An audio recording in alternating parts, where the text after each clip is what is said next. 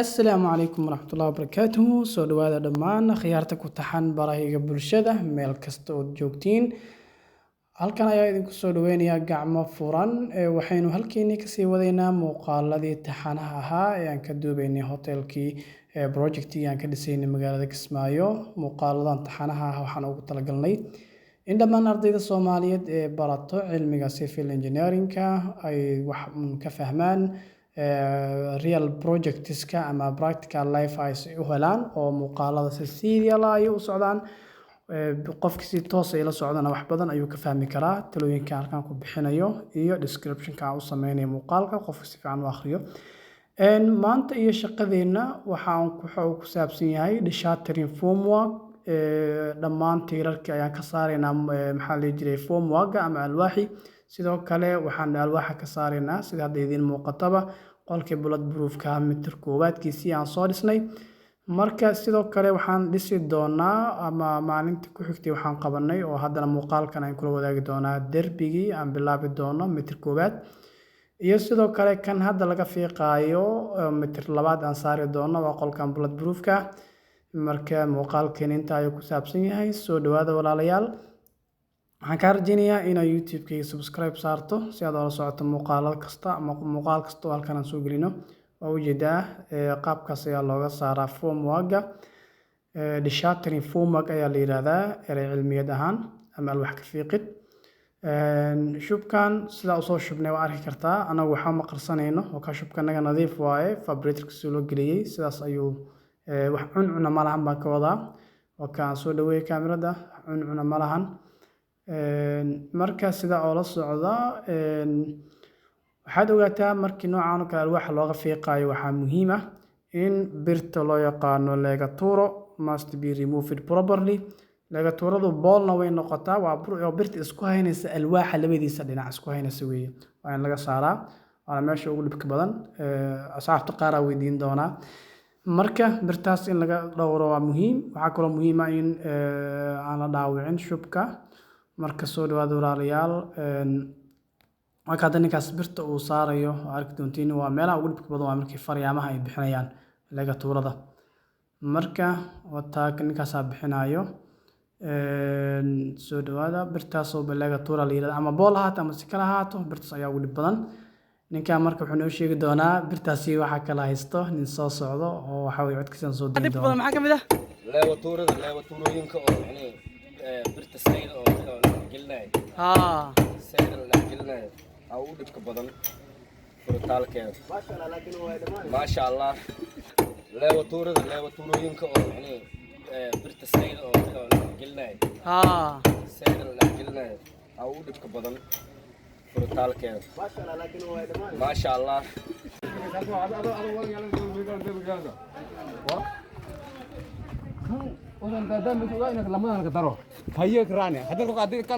Abdullahi hay shaqada ka war maanta si wanaagsan bay u socotaa maasha Allah maasha Allah wanaagsan bay maraysaa okay maasha Allah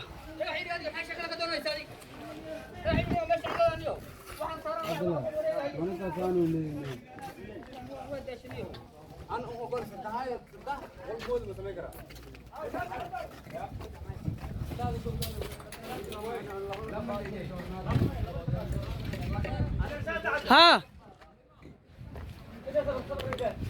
هاي ديار محمد دير هاي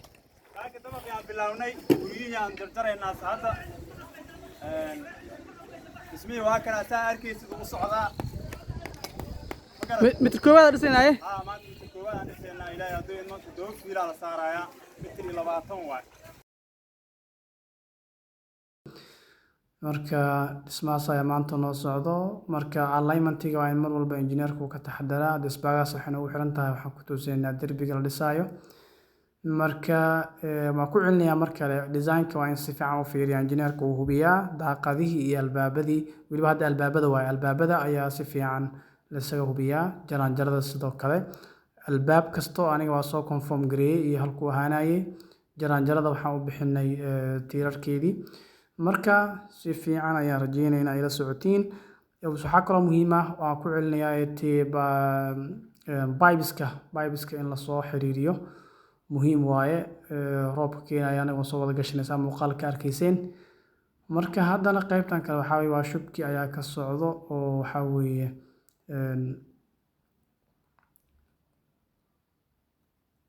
ujeediin oo kaa dhismihii aa weli ku jirnaa cafwan waa kana shubkii halkan buu ka socdaa waa mitir labaadka qolkii bullet proofka ahaa qolka daayta laga fiiqayo shaatirinka mitir koobaadka laga soo fiiqay hadda maanta waxaan saaraynaa marka mitir labaadki ayaa la saarayaa yacni la shubayaa